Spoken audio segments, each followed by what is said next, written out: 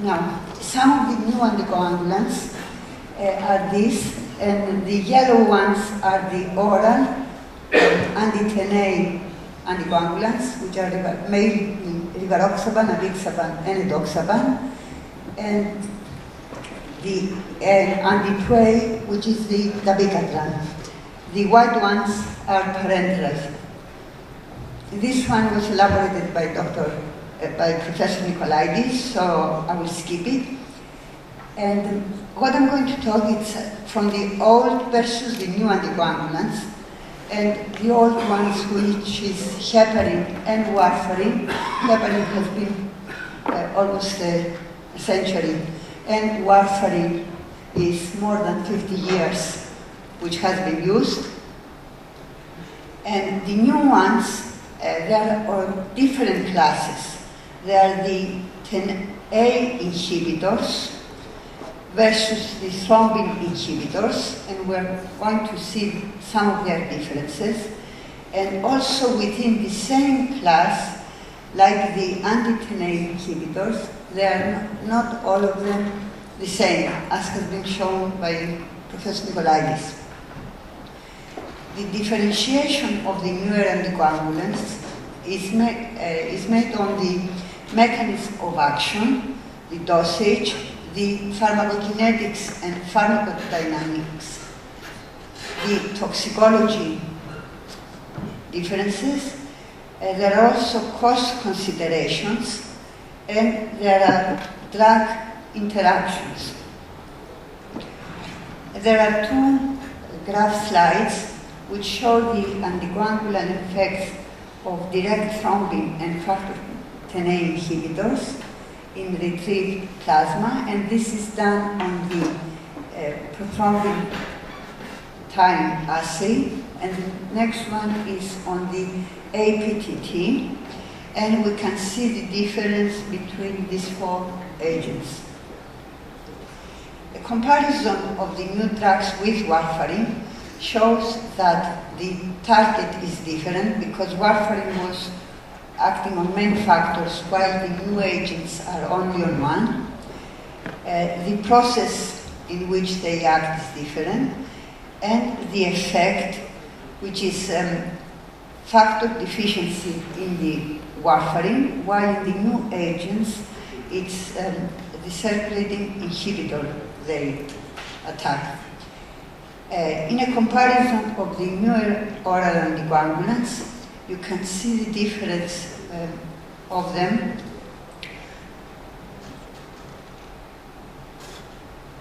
That we have prodrug is dabigatran, while rivaroxaban and apixaban, they have no prodrug. The protein binding is high in the first two, while it's low in the dabigatran. The bioavailability is very different, high in rivaroxaban and very low in dabigatran. Different metabolic pathway, and the elimination is mainly renal by these two, while it's basically hepatic in the case of apixaban. The comparison of warfarin and these new agents gives some clinical disadvantages in some, which is that there is the drug interaction, and there are some issues of tolerability in the newer drugs, and also the main thing is that there is no antidote. The other things highlighted, they could be considered either as advantage or disadvantage. In more detail, the advantages of the newer drugs is that they have immediate onset of action. They're given in fixed dose. There is no need for coagulation monitoring. It's minimal interaction compared to the warfarin with drug and food, and they can be given for many indications: prevention, treatment, even stroke prevention in atrial fibrillation. There have been many studies for that, and in the prevention of the acute and in treatment of the acute coronary syndrome. The disadvantages are that there is no specific antidote. There is no anticoagulant effect if there is missed a dose.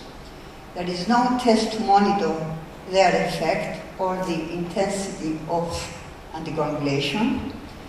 They're given in a fixed dose. The drug interactions have been mentioned before. The population-based response variations have been observed, and the tolerability and the cost are two other disadvantages. The new oral anticoagulants have been studied in these specialized studies with many patients, but there were a lot of exclusions. And we have to administer them now that they have been approved to real-life patients. So we have to be careful that they have not been given to elderly patients in pediatrics or pregnant women because they cross the blood barrier. In heparin-compromised patients with heparin-induced thrombocytopenia or thrombosis, in cases of acute versus non-acute venous thromboembolism, and in chronically ill patients. The characteristics that influence the drug pharmacokinetics and the safety and efficacy of these new oral anticoagulants are that they have to be careful for comorbid illnesses, in reduced renal or hepatic function, we should be careful. There is altered metabolism. They can be affected by the gastric pH and intestinal mobility and the protein binding of them. Also, in extremes of body weight, we should be careful.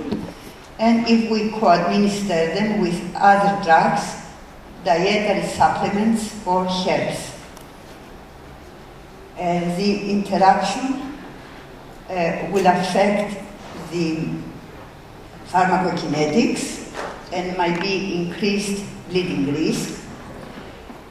We know that we should be careful with proton pump inhibitors, and when we apply them together with non-steroidal anti-inflammatory drugs and aspirin or other antiplatelet drugs, and patients that particularly at risk are those with cardiovascular disease, depression, pain, epilepsy, and those requiring antibiotics, antifungals, anti-malarial drugs, etc. The bleeding management of this is that these drugs they have a short half-life. We have to maintain adequate diuresis and to give the usual supportive measures like compression if we have bleeding or surgical hemostasis, to do dialysis if needed. They activate the charcoal without subsequent charcoal filtration. And the blood products, they might not be effective if we have bleeding with them. And also, we can give the recombinant factor 7A. There are the two references there regarding the bleeding management. Now, monitoring versus anticoagulation assessment is not needed. Routine versus periodic assessment and versus emergency assessment should be